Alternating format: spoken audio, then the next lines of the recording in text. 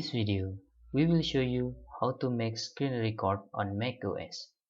After you log in on your macOS, please go to the application with click Go on top menu and then choose application. Then you will see there is QuickTime Player in here. Double click in here. You can close this window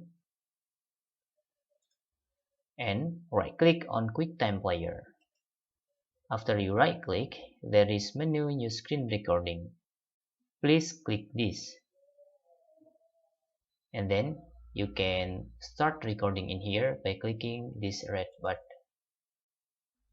You can just click to make a full screen record. This is already recording, and then you will see there is a stop button in here. To stop, you can just click this. Then this is the result.